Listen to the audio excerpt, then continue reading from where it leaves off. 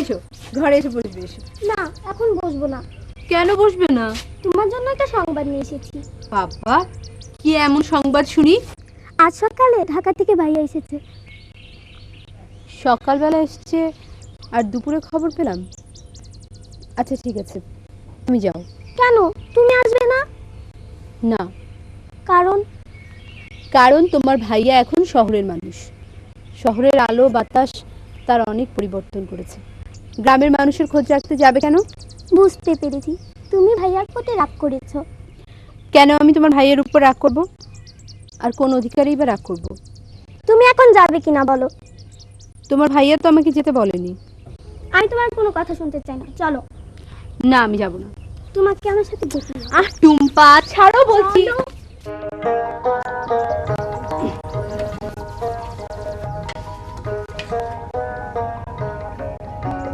নে বাবা, এই মাছের মাথাটা খা। আমা, সবই যদি আমাকে খাও তাহলে তোমরা খাবে কি? আহা, পাগল ছেলে। আমরা গ্রামে থাকি, সব সময় বাজারে তাজা মাছ পাই। তুই শহরে থাকিস, কি খাস না খাস আমি তো আর দেখি না। মা, মা, দেখো কে এসেছে। এই যে আমার নুপুর মা এসেছে। বস বস। না খালা, বসবো না, শুধু তোমাকে একটু দেখতে এলাম। কি ব্যাপার, কি হয়েছে রে? মুখটা তো মলিন যে। কিছু হয়নি। তুমি ছাড়া আমার আর খবর নেওয়ার কে আছে বলো? চলি খালা।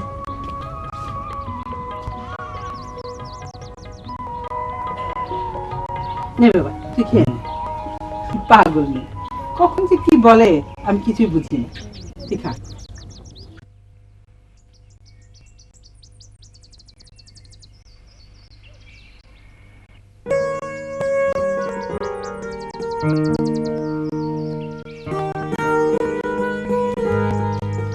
নুপুর,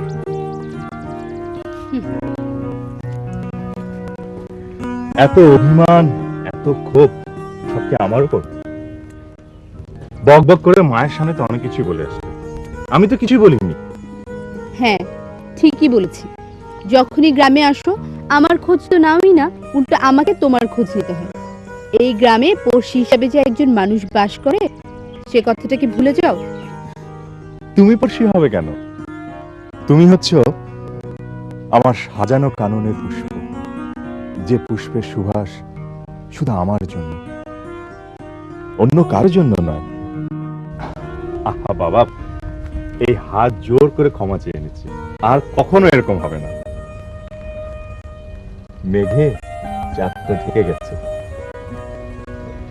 এবার চাঁদ মুখ থেকে মেঘটা সরিয়ে দাও। দেখো, আমাকে কি রাগিয়ে দিলে ভালো হবে না বুঝছি। ওই গনুপুরের মা, শুনছ? হ্যাঁ বলুন। আমার চাউলের আরদের হিসাবের খাতাটা কো? ওটা তো আমার কাছে না, নুপুর রেখেছে। নুপুর? হ্যাঁ। নুপুর কই? সেই সকালে বেরিয়েছে, এখন পর্যন্ত ফেরেনি। এবারই ও বাড়ি ঘোরাঘুরির তালে আছে। মেয়েটাকে আল্লাহ দিয়ে তুমি মাথায় তুলছো। আমি আল্লাহ দিয়ে মাথায় তুলেছি না তুমি? মেয়েটা সারাদিন কোথায় থাকে, কি করে, কোনো খবর রাখো? ও এখন বড় হয়েছে, পাড়া প্রতিবেশী অনেক কথাই বলতে পারে। সারাটা দিন সংসারের কাজকর্ম নিয়ে ব্যস্ত থাকি, কি করে খবর রাখবো? তুমিও তো একটু বুঝাতে পারো।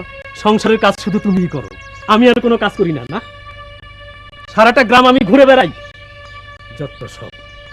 আচ্ছা, তোমার কি আমার সাথে ঝগড়া করার ইচ্ছে হয়েছে? ইচ্ছে মতো ঝগড়া করে হাঁটে যাও। তোমার সাথে আমি এখন কোনো ঝগড়া করতে চাই না। সোজা বলতে চাই, মেয়েকে শাসন করো, বোঝাও, আমার সম্মানের উপর যেন কোনো আঘাত না আসে।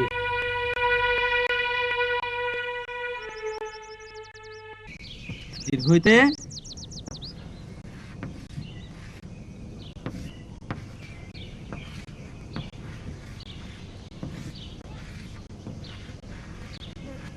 ঈগল। আবার আমরা প্রথম থেকে পড়ি একবার। সরেয়াতে অজগর, সরেয়াতে আম, হস্যইতে ইঁদুর, দীর্ঘইতে ঈগল। তাহলে আজ আমরা অনেক কিছু শিখলাম।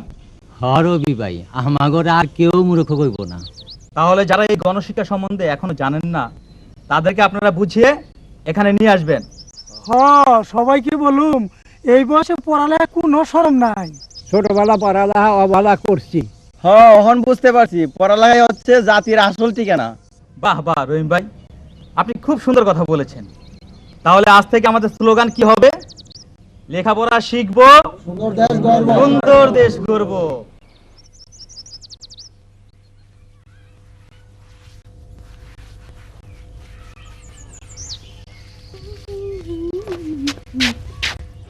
এই তোর আসার সময় হলো, ওদিকে তোর বাবা আমারে গালমন্দ করে হাঁটে চলে গেল। বাবা তোমাকে গালমন্দ করলো কেন? তোর জন্য। তোর বাবা বলে গেল মেয়েটা কোথায় থাকে, কি করে, কোনো খবর রাখো? তোমার আল্লাহ দিয়ে মেয়েটা মাথায় উঠেছে। বাবা ঠিকই বলেছে। কি বললি? না না মা, কিছু না। মারে, তুই এখন বড় হয়েছিস, সারাটা দিন এদিক সেদিক না ঘুরে নিজেকে একটু সামলিয়ে চল, যাতে পাড়াগাঁয়ের লোক তোকে খারাপ কিছু না বলে। মা আসলে পরীক্ষা হয়ে গেছে তো, তাই একটু ঘুরে ফিরে বেড়াচ্ছিলাম। আচ্ছা ঠিক আছে, এখন থেকে সব সময় তোমার কথা মতো চলবো। এবার হলো তো? হলো।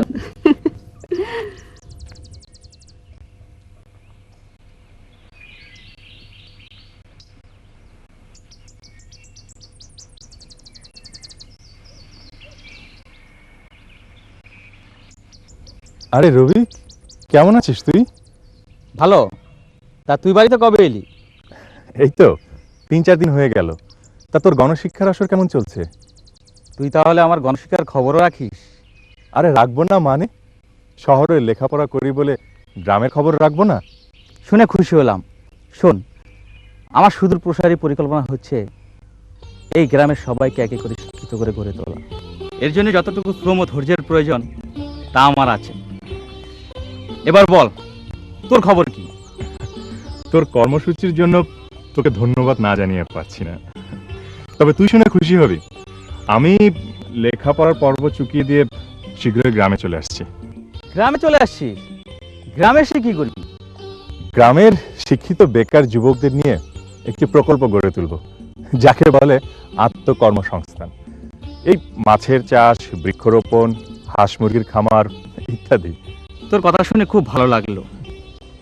চাকরি নামে সোনার হরিণের পিছনে না ঘুরে নিজের পায়ে দাঁড়ানোর এটাই সফলতার সিঁড়ি। আসলে আমরা সবাই শহরমুখী না হয়ে একটু চিন্তা করে গ্রামে বসেই বেকারত্বের অভিশাপকে মুক্ত করতে পারি। ধরিত্রী যেন এত মায়াবী রূপে সাজিয়েছে, এত সাজ, এ যেন শুধু তোমার আমার জন্য। জানো রানা, যতক্ষণ তুমি পাশে থাকো মনে হয় সমস্ত সুখ যেন আমাকে ঘিরে। আর যখন তোমার পাশে থাকি না, তখন কি মনে হয়? তখন মনে হয় মরুভূমির বালুচরে নিঃসঙ্গ এক প্রজাপতি, যেন প্রজাপতির খুব কষ্ট, প্রকৃতিও তার কষ্টে নীরব নিস্তব্ধ শোকে মুহ্যমান। আচ্ছা, এমন কেন হয় রানা?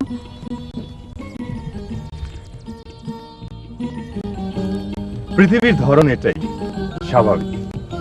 কপোতের বেলাও একই অবস্থা। প্রিয়া যখন তার কাছে থাকে না, দূর অঞ্চলে বাস করে, তখন কপোতের মনে মিলনের ব্যাকুলতায় বিরহের সুর আছে। বুকের মাঝে চেপে থাকে অদেখা এক যন্ত্রণা। তখন ইচ্ছে হয় সারস পাখির মতো উড়ে গিয়ে চার চোখের মিলন ঘটাতে। জানো রানা, আমার না সানাইয়ের সুর খুব ভালো লাগে। সানাইয়ের সুর তো অনেক রকমের হয়, দুঃখের হয়, আনন্দের হয়। তোমার কোনটা? আমারটা আনন্দের। অপেক্ষার প্রহর গুনতে থাকো, তোমার আর আমার বিয়ের সানাইটা শীঘ্রই বেজে উঠবে। তখন সুরের মাদকতায় তোমাকে উদ্বেল করে তুলবে। আবারও দুষ্টুমি? এবার কিন্তু আমি সত্যি সত্যি রেগে যাব। ডোন্ট বি এক্সাইটেড, আর বলবো না, ঠিক আছে? চলো।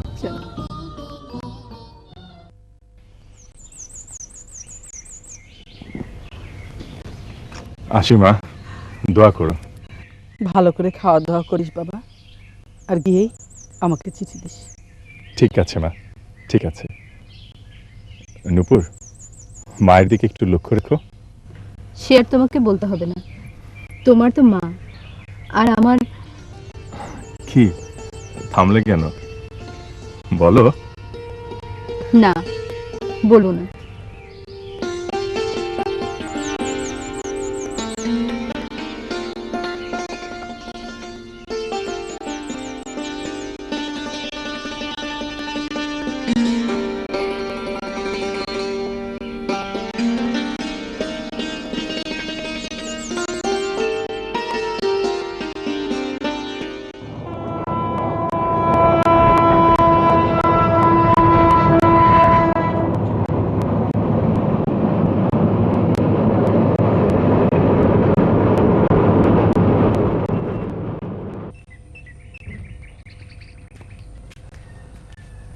আসসালামু আলাইকুম চাচা, কেমন আছেন? ভালো। তাও তুমি কেমন আছো? জি, আপনাদের ভালোই আছি। তবে শুনলাম তুমি নাকি গ্রামের মানুষদেরকে শিক্ষিত করে গড়ে তোলার জন্য উঠে পড়ে লেগেছ। জি, ঠিকই শুনেছেন। আপনি বলেন, শিক্ষা ছাড়া কোনো পথ আছে? একটা দলিলে টিপসই দেওয়ার চাইতে নিজের নামটা লেখা কত ভালো। তাছাড়া ছোটোখাটো ব্যবসার হিসাব নিকাশ এগুলো তো আছেই। ঠিকই, এই বয়সে তো অনেকে লেখাপড়া শিখে মানুষ হতে পারে, নিজের অধিকার আদায় করে নিতে পারে। শুধু তাই না, এই যে অনেক যুবক আছে যারা লেখাপড়া জানে না, দেখা যায় গাছতলায় বসে এরা দিনের পর দিন তাস, জুয়া, মদ এগুলি নিয়েই থাকে ব্যস্ত। হ্যাঁ, দিনে দিনে খারাপের দিকেই যাচ্ছে। এদেরকে বুঝিয়ে যদি কোনো মতে একটু শিক্ষার আলো দেওয়া যায় এবং পাশাপাশি আত্মকর্মসংস্থানের জন্য বিভিন্ন পদক্ষেপ নেওয়া যায়, তাহলে বোধ হয় এরা আর অধপতনে যাবে না। না বাবা, তোমার বুদ্ধির তারিফ করতেই হয়। দোয়া করি তুমি আরো অনেক উপরে ওঠো। আসি।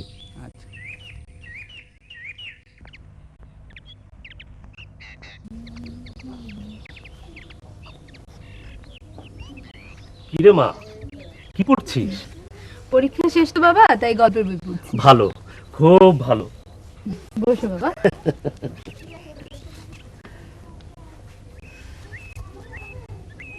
এবার বল তো মা, তোর পরীক্ষার রেজাল্ট কেমন হবে? তুমি নিশ্চিন্তে থাকো বাবা, আমি রেজাল্ট খুব ভালো করব, এটা আমার আত্মবিশ্বাস। আমি তো তাই চাই মা, তুই অনেক বড় হবি, উচ্চ শিক্ষায় শিক্ষিত হবি। তোমার স্বপ্ন যেন পূরণ হয় বাবা। ছোটবেলায় পড়াশোনায় যে অবহেলা করেছি তার ফল এখন বুঝতে পারি রে মা। শোন, তোকে একটা মজার ঘটনা বলি।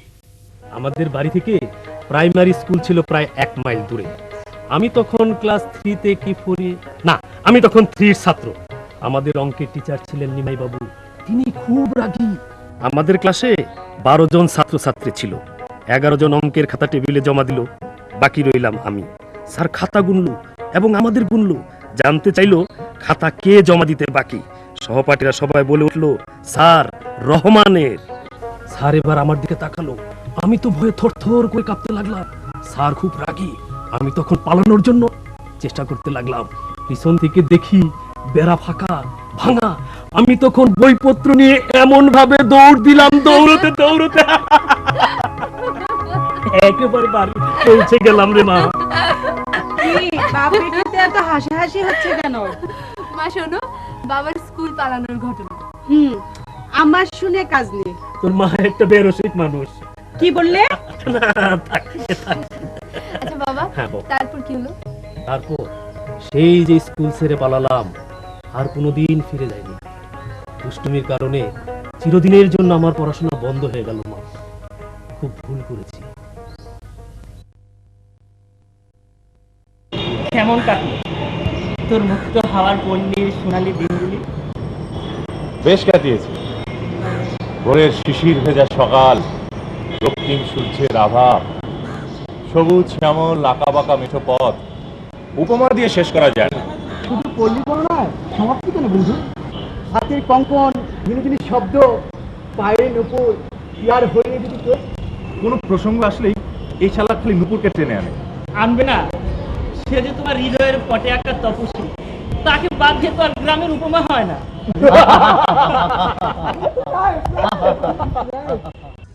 কেমন আছেন নূপুর? ভালো আছি রবি ভাই, তুমি ভালো? হ্যাঁ, ভালো। তোমার গণশিক্ষার স্কুলে যাবো যাবো করে আর যাওয়া হয় না। কাজী নজরুল ইসলাম বলেছেন, বিশ্বে যা কিছু মহান সৃষ্টি চির কল্যাণকর, অর্ধেক তার করিয়াছে নারী, অর্ধেক তার নয়। জাতীয় জীবনে উন্নয়ন ও দেশ গঠনে নারীর ভূমিকা কিন্তু কম নয়। তোমার পরীক্ষা শেষ, অবশ্যই ইচ্ছে করলে গণশিক্ষায় অংশগ্রহণ করে নিরক্ষর মানুষগুলোকে অক্ষর জ্ঞান দিতে পারো। তুমি ঠিকই বলেছো রবি ভাই, আমি চেষ্টা করবো তোমার ওখানে আসতে। আসি, হ্যাঁ? আচ্ছা।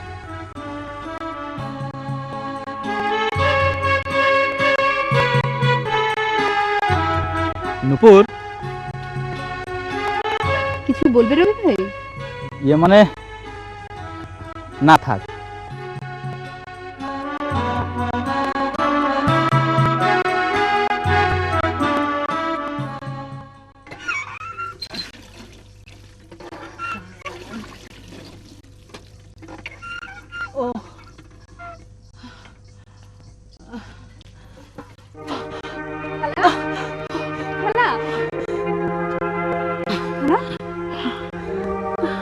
এই শরীরে তুমি এসব করতে গেলে কেন?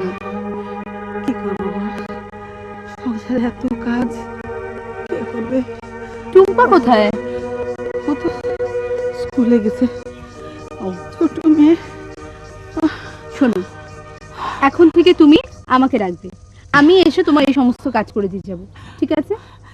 আমি তো তাই চাই রে মা, আমার এই সংসারের দায়িত্ব তুমি নিলে আমি শান্তি পাই, আমি মরেও শান্তি পাই। চলো। গ্রামের এমনই একজন দৈত্য যে তার হৃদয়ের মাঝে লালন করেছে কোনো এক দৈতার ছবি, অথচ সে প্রিয়া জানে না তার ভালোবাসার মানুষটির নাম।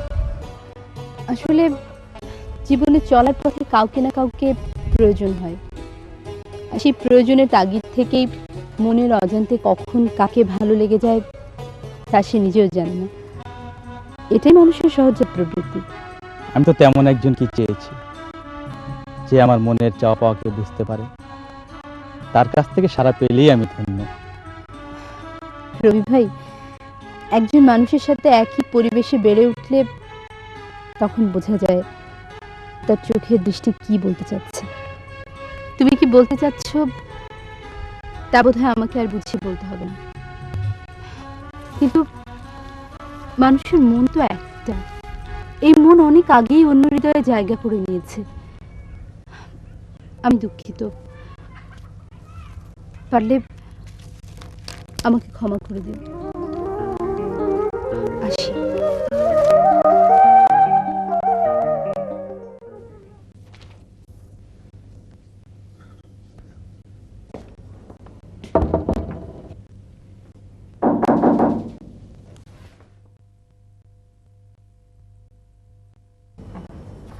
আসসালামু আলাইকুম। ওয়ালাইকুম আসসালাম। আপনার চিঠি।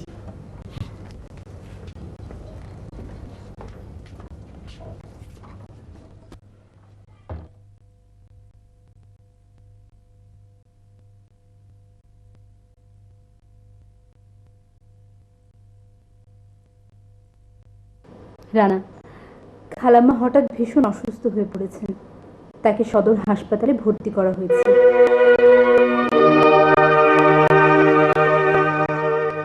তবে বন্ধু, তুই যাই বলিস, এই গণশিক্ষা মাস্টারে এটা একটা লাইফ হলো?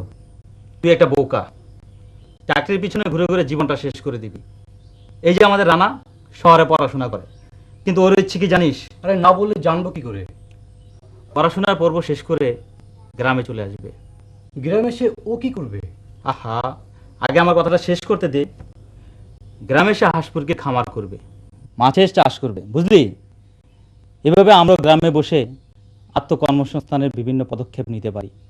শুনলাম রানার মা নাকি সদর হাসপাতালে ভর্তি হয়েছে, আর নূপুর নাকি তার দেখাশোনা করছে। ঠিকই শুনেছিস। কিন্তু রানার মায়ের প্রতি নূপুরের সহানুভূতির কারণ কি? কারণ তো অবশ্যই আছে।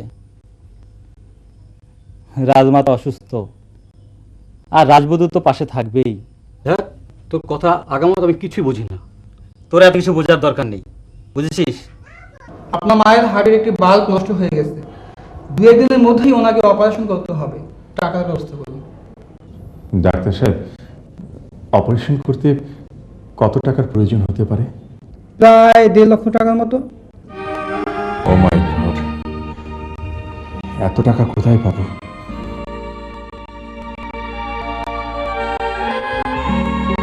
নুপুর, তুমি মা আর টুম্পাকে দেখে রেখো। আমি শহরে যাচ্ছি, টাকার ব্যবস্থা করে চলে আসবো। তোমার এদিকে কোনো চিন্তা করতে হবে না, আমি সবসময় খালামের পাশে আছি। ভাইয়া মায়ের কিছু হয়ে গেলে? লক্ষ্মী বোন আমার, কোনো চিন্তা করিস না, মা সুস্থ হয়ে উঠবে।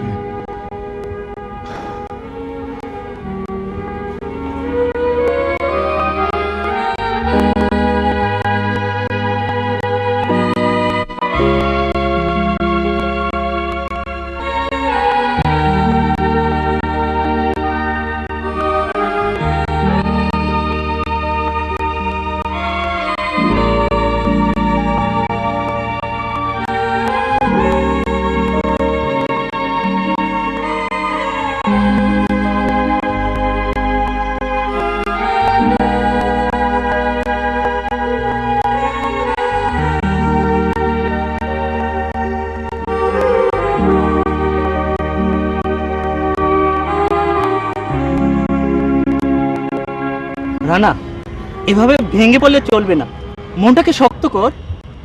কি করবো বল, কিচ্ছু ভেবে পাচ্ছি না, কোথাও একটা চাকরি পর্যন্ত মিলল না। চাকরি মিললেও এই মুহূর্তে কেউ তোকে এত বেশি টাকা দিবে না। চাকরি মিললে একটা ব্যবস্থা হয়ে যেত, লোন হিসেবে অ্যাডভান্স টাকা নিয়ে নিতাম। জমি বিক্রি করেও তো তোর মায়ের চিকিৎসা করতে পারিস।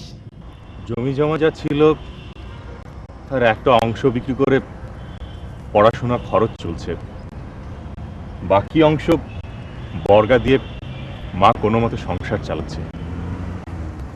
তবে আমার জানা মতে এক জায়গায় একটা চাকরির সন্ধান ছিল। এতক্ষণ কেন বলিসনি? বলে কি হবে, সেখানে নাকি এমন শর্ত জুড়ে দেয় যে শর্তে কেউ চাকরি নিতে রাজি নয়। তুই ওখানে গিয়েছিলি? না। তাহলে জানলি কি করে? লোকমুখে শুনেছি। ইচ্ছে করলে তুই একবার ট্রাই করে দেখতে পারিস, আমার কাছে ঠিকানা আছে। দে ঠিকানাটা দে, আমাকে ওখানে যেতেই হবে। এই কার্ডে অফিসের ঠিকানা লেখা আছে। থ্যাংক ইউ, আসি রে।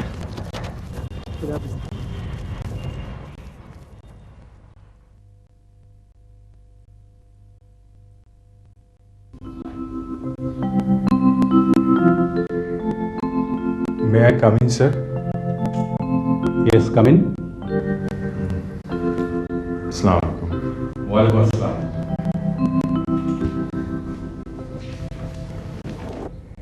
বলুন, আপনার জন্য আমি কি করতে পারি?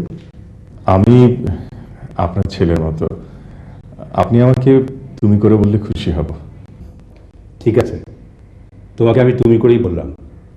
এখন বলো কি কারণে এখানে আসা? আমার মা খুব অসুস্থ, পৃথিবীতে আমার মা আর ছোট বোন ছাড়া কেউ নেই। মার চিকিৎসার খরচ বহন করার জন্য এই মুহূর্তে আমার একটা চাকরির খুবই প্রয়োজন। বুঝতে পেরেছি, আর বলতে হবে না। আমার এখানে অনেকদিন ধরে একটা ম্যানেজারের পোস্ট খালি আছে। তোমার মনে প্রশ্ন জাগতে পারে, কেন এতদিন ধরে পদটি শূন্য? এখানে অনেকেই ইন্টারভিউ দিতে আসে, কিন্তু কাউকে আমার মনোভূত হয়নি। আর এখানে যে চাকরি নেবে তার কাছে আমার একটা চাওয়া আছে।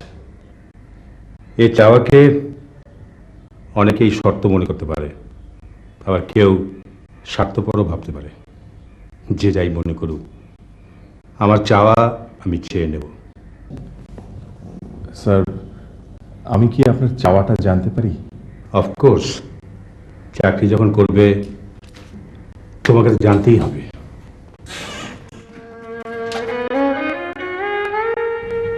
শান্তা আমার একমাত্র মেয়ে। মা বলো, বাবা বলো, সবই আমি। আমার সমস্ত সুখ, যা কিছু চাওয়া পাওয়া সবই ওকে ঘিরে। একদিন আমি আমার পছন্দের ছেলের সাথে ওর বিয়ের ব্যবস্থা করি। যেদিন ওর কাবিন হয় সেদিনই ছেলেটি তার বাবার মৃত্যু সংবাদে গ্রামের বাড়িতে রওনা হয়। পথে গাড়ি অ্যাক্সিডেন্টে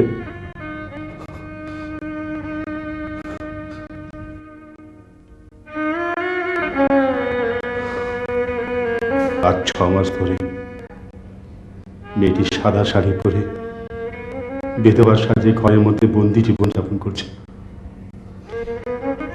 যাকে এক নজর চোখে দেখেনি, তার স্মৃতি আগলে রেখে নিজেকে নিঃশেষ করে দিচ্ছে।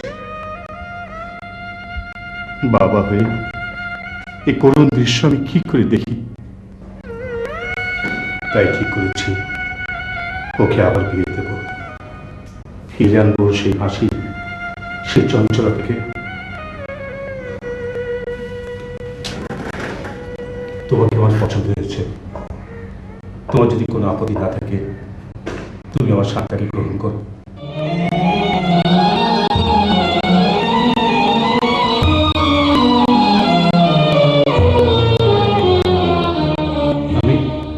আমি জানি আমার এই দাবি অন্যায়।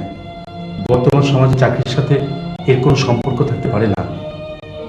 মানুষের চাকরি হয় যোগ্যতার বলে, শর্তে নয়। কিন্তু কিন্তু আমি কি করব? এছাড়া আমার কোনো উপায় নেই। ঠিক আছে, আমাকে একটা দিন ভাবতে সময় দিন, আসি।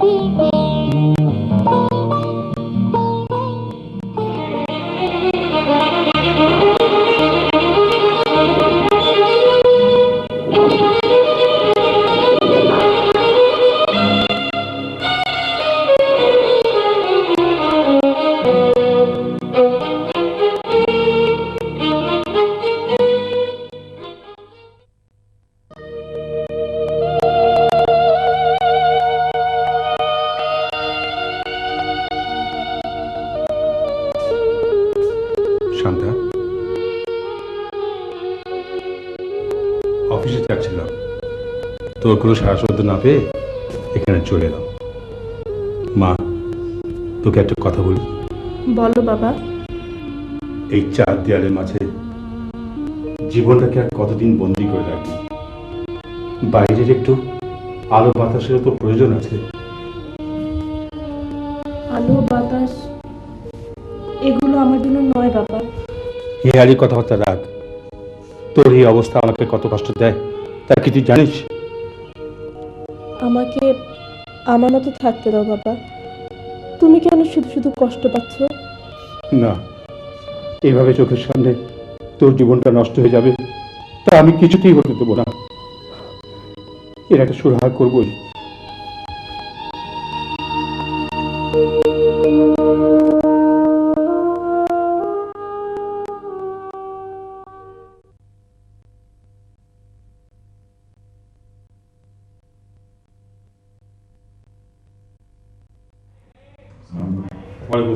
বসুন। বলো, কি সিদ্ধান্ত নিলে? কোনো একটা সিদ্ধান্ত নিতে মানুষের অনেক সময়ের প্রয়োজন হয়, আবার কিছু কিছু সিদ্ধান্ত নিজ থেকে দ্রুত চলে আসে। যা সময়ের অপেক্ষা করে না। যাক ওসব কথা, আমি আপনার প্রস্তাবে রাজি। সত্যি বলছো? সত্যি বলছি কিনা জানি না, তবে বিয়ের আয়োজনটা তাড়াতাড়ি হয়ে গেলে প্রমাণ হয়ে যাবে। আমি আমি সেই ব্যবস্থাই করব। বাবা, বেশ তো আছে, তবু কেন তুমি আবার এই সিদ্ধান্ত নিতে গেলে? মা, তুই আমাকে আর আঘাত দিস না। আমার চোখের সামনে তোরই অবস্থা, কিছুতেই মেনে নিতে পারছি না। কপালে সুখ না থাকলে জোর করে কখনো সুখ খুঁজে পাওয়া যায় না বাবা। এটা ভুল ধারণা। মানুষের জীবনে এক এক সময় যে কোনো দুর্ঘটনা ঘটতে পারে, সেই জন্য মানুষ একেবারে ভেঙে পড়ে না, আবার সোজা হয়ে দাঁড়ায়। তোর জীবনের এক তুচ্ছ ঘটনাকে তুই কেন এত বড় করে তুলছিস? তুমি এটাকে সামান্য ঘটনা বলে সহজ করে দিচ্ছ বাবা। তোমার বিশ্বাস আমাকে আবার বিয়ে দিলে সবকিছু আবার আগের মতো ঠিক হয়ে যাবে? হ্যাঁ, আমি তাই মনে করি। আমি আমার হাসি খুশি শান্তাকে আবার ফিরে পেতে চাই। মা, ছেলেটা খুব ভালো, তুই অমত করিস না। বেশ, তুমি যা ভালো মনে করো তাই করো। সত্যি তুই আমাকে বাঁচালি মা, তুই আমাকে বাঁচালি। নূপুর, জি বাবা। আমার জন্য এক গ্লাস পানি নিয়ে আয় তো মা। আনছি।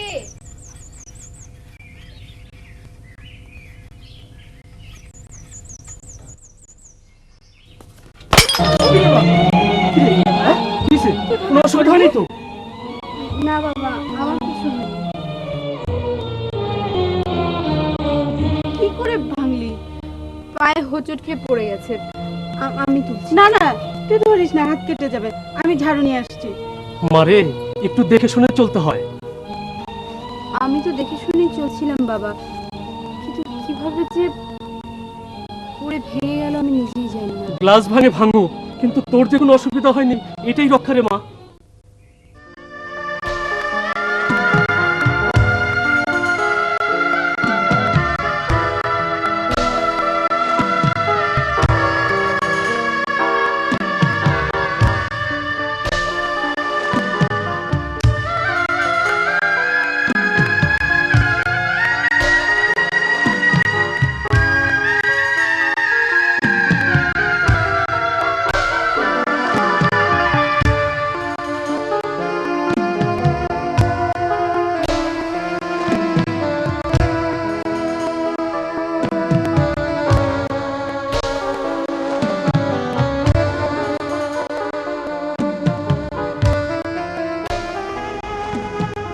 রাত অনেক হলো, এখনো বাইরে দাঁড়িয়ে থাকবে? না মানে মুক্ত জায়গায় একটু অক্সিজেন নিচ্ছি।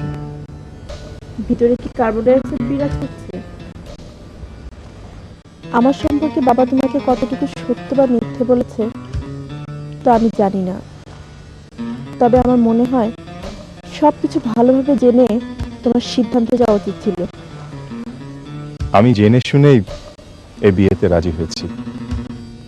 তুমি যা ভাবছো, আমার ভাবনা কিন্তু তার বিপরীত। মানে? এই মুহূর্তে তুমি আমার স্ত্রী আর আমি তোমার স্বামী। চলো।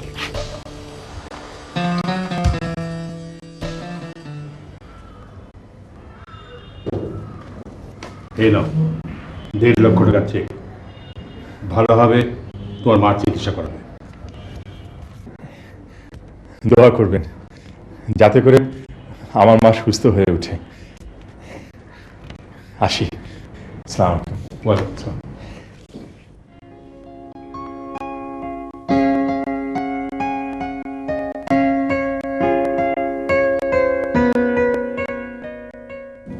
মা, এসব নিয়ে ভাববার অনেক সময় আছে।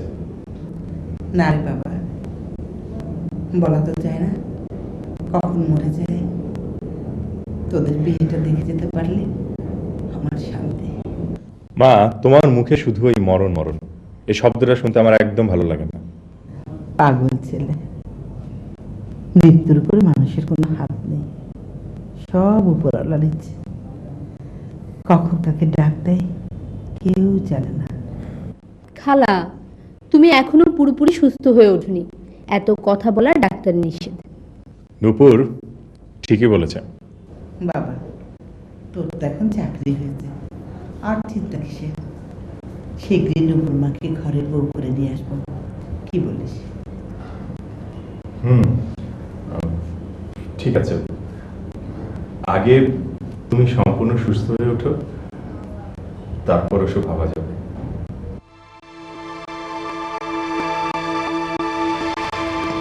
বাবা, তোমাকে একটা কথা জিজ্ঞেস করব? বল মা। হঠাৎ করে তোমার জামাই বাড়িতে চলে গেল, কারণটা কি জানতে পারি? হয়তো কোনো জমি সংক্রান্ত ঝামেলায় আছে। প্রশ্নের উত্তরটা আমার কাছে মনোভূত হলো না। তুমি কি কিছু এড়িয়ে যাচ্ছ বাবা? তোর কাছে কোনো কিছুই গোপন রাখবো না। বলো বাবা, কি এমন ঘটনা? আরে এইভাবে বলছিস কেন? এমন কিছু না, ওর মা অসুস্থ, অপারেশন হবে। অপারেশন হবে, অথচ আমাকে জানানোর প্রয়োজন মনে করেননি? ওর উপর রাগ করে কোনো লাভ নেই, আমি তোকে বলতে নিষেধ করেছি। কেন? বিয়ের পর আবার একটা দুঃসংবাদ শুনে তোর মনটা দুর্বিষহ হয়ে উঠুক, এ আমি চাইনি মা। বুঝলানুপুরের মা শিয়ান হয়েছে, লেখাপড়ার পাশাপাশি কিন্তু বিয়ে শাদীর ব্যাপারটাও কিন্তু ভাবা দরকার। এটা তো সব মা বাবারই দায়িত্ব। আমরা যদি ওর জন্য ভালো শিক্ষিত পাত্রের ব্যবস্থা করতে পারি, ভবিষ্যৎটা তো ওরই ভালো হবে। আমি চাই লেখাপড়ায় যেন কোনো বাধা না আসে। দেখা গেল বিয়ে শাদীর পর শ্বশুর বাড়ির লোকজন লেখাপড়া বন্ধ করে দিচ্ছে। সেই ধরনের পাত্রই আমাদের দরকার, যে ওকে পড়াশোনার ব্যাপারে উৎসাহ দেয়। তবে আমি আপনাকে একটা কথা কয়দিন যাবৎ বলবো বলবো বলে ভাবছি, কিন্তু বলতে সাহস পাচ্ছি না। কোনো কথা পেটে না রাখাই ভালো। আমার মনে হয় রানা নূপুরকে ভালোবাসে। বলো কি তুমি? ঠিকই বলেছি, রানার মা অনেক আগেই আমাকে বলেছে মেয়েকে অন্য কোথাও বিয়ে না দিতে। রানা শহরে পড়াশোনা করে, রানার মতামত কি তা কি তুমি জানো? ওরা দুজন দুজনকে ভালোবাসে। নূপুর কি এ ব্যাপারে তোমার কিছু বলছে? না, নূপুর আমাকে কিছু বলেনি, তবে ওর ভাবভঙ্গিতে বুঝতে পারছি। ঠিক আছে, দেখো ওরা যদি রাজি থাকে আমার কোনো আপত্তি নাই।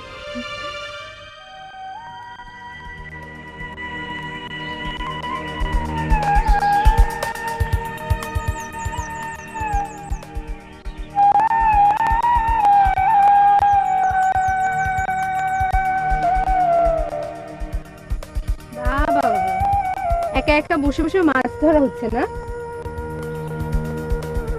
তুমিও এসো। এসে পড়েছি, তাই এখন বলছো বসো। তুমি একা একা থাকো, আমি চলি। আসলে ভালো লাগছিল না, তাই পুকুর পাড়ে চলে এলাম মাছ ধরতে। আমাকে খবর দিলে পারতে। কাকে দিয়ে খবর দিই বলো? কাকে দিয়ে খবর দেবে? আশ্চর্য, অবাক করলে। টুম্পা মনে হয় আমার বাড়ির রাস্তা ভুলে গেছে। টুম্পা? ওটা যেন আজকাল কেমন হয়ে গেছে, সময় মতো ঘরেই পাওয়া যায় না। টুম্পা ঠিকই আছে, বরং তুমি কেমন যেন একটু বদলে গেছো। আমি ঠিকই আছি, চলো দুজনে মিলে মাছ ধরি।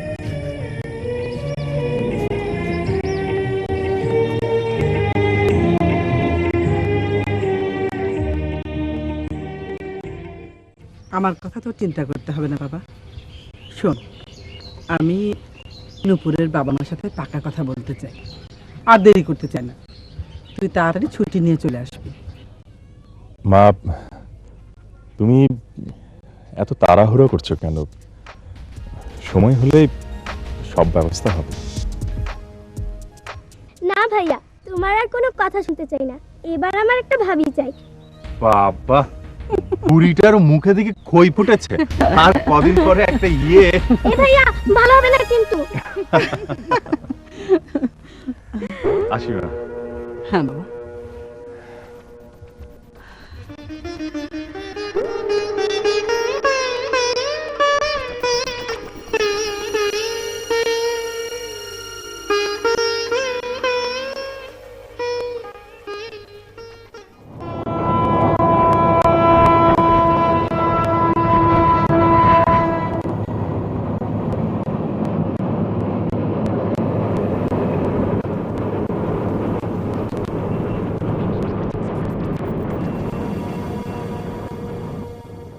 বাড়ি থেকে আসার পর তোমার মাঝে কেমন যেন একটা পরিবর্তন লক্ষ্য করছি।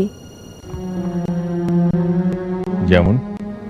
কেমন যেন উদাস উদাস ভাব, যেন কিছু একটা ফেলে এসেছো। তুমি কিছু না বললেও আমি কিন্তু সবই জানি। মা অসুস্থ, অথচ আমাকে বলনি।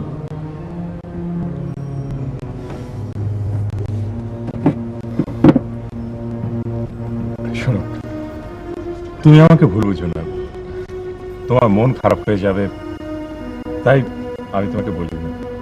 ঠিক আছে, বুঝলাম। এবার বলো মা কেমন আছে? মা তো রেগে ফায়ার, বলল বৌমাকে নিয়ে এলি না কেন? তুমি কিন্তু আরেকটা অপরাধ করেছো। আবার কি করলাম? মা অসুস্থ বুঝলাম, কিন্তু টুম্পাকে নিয়ে এলে না কেন? শোনো,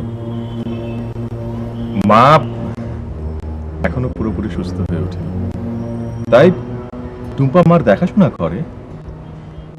কি বলিস? বিয়ে করেছিস এখনো নুপুরকে জানাসনি? বারবার এদিক সেদিক ঘুরিয়ে বলতে চেয়েছি, কিন্তু বিশ্বাস কর, যখনই বলার চেষ্টা করেছি তখনই আমার কণ্ঠ রুদ্ধ হয়ে আসে। তাই বলে তুই চুপ করে থাকবি? ও তো তোরই আশেপাশে বসে থাকবে। কি করব বল? ওকে অন্য কোনোভাবে বলতে চেয়েছি, উল্টো ও আমাকে প্রশ্ন করে, যে প্রশ্নের উত্তর আমি ওর চোখের দিকে তাকিয়ে দিতে পারি না। ঠিক আছে, চিন্তা করিস না, সমস্যা যখন হয়েছে সমাধান হবে। হ্যাঁ, আমিও তাই ভাবছি। এর একটা উপায় খুঁজে বের করতেই হবে। নুপুরের জীবনটাকে নিয়ে তো পুতুলের মতো খেলা করা যায় না।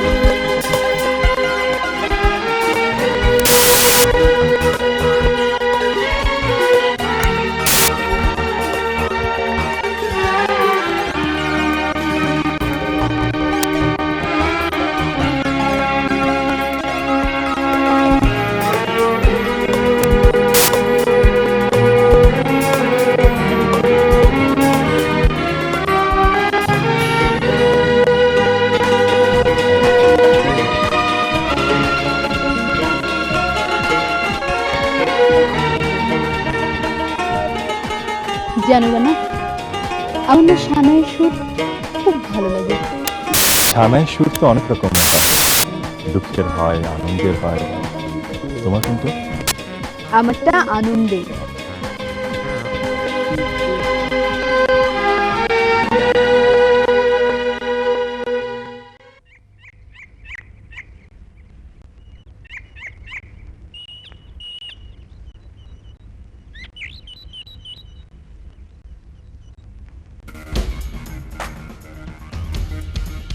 আরে মতি ভাই, কোথায় যাচ্ছ?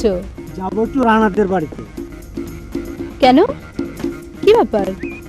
রানার মায়ের একটা চিঠি আছে, রানার চিঠি আমাকে দাও, তোমাকে আর কষ্ট করতে হবে না, আমি খালামাদের বাড়ি গিয়ে দিয়ে আসবো। এই নাও, আমার আবার একটা জরুরি টেলিগ্রাম আছে, পৌঁছে দিতে হবে। আসি।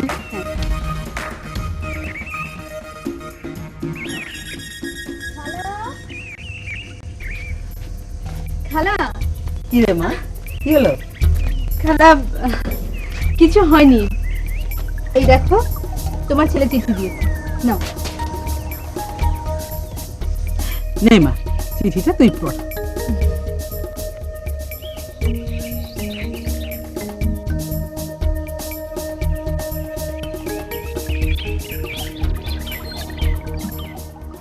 মা, সালাম নিও। আশা করি তোমরা ভালো আছো। তোমার দোয়া নিয়ে আমি ভালো আছি। বাদ সংবাদ, মা একটা কথা বারবার বলতে চেয়েও বলতে পারিনি, যা বলতে পারিনি নূপুরকেও। কথাটা শুনে হয়তো তুমি প্রচন্ড আঘাত পাবে, তারপরও আমাকে বলতে হবে। মিথ্যে লুকোচুরি আর কত করব, সত্যকে প্রকাশ করতেই হবে। তোমাকে বাঁচাতে যখন কোনো পথ খুঁজে পাইনি, তখন এমন একটা পথ বেছে নিতে হলো যে পথের কারণে নূপুর আর আমার ভালোবাসার মৃত্যু হলো। নূপুরকে আমি কত ভালোবাসি তা হয়তো নূপুরও জানে না, কিন্তু আজ নূপুরের জায়গায় স্থান করে নিয়েছে অন্য একজন, যে আমার বর্তমানে স্ত্রী। নূপুর সানাইয়ের সুর শুনতে খুব ভালোবাসত, যে সুর ছিল আনন্দের, কিন্তু হঠাৎ ওর হৃদয়ের বিরহের সানাইয়ের সুর বেজে উঠবে, তা আমি কখনো কল্পনা করিনি মা, যা করেনি নূপুরও। মা, নূপুরকে বলো আমাকে ক্ষমা করে দিতে। ইতি, তোমার ছেলে রানা।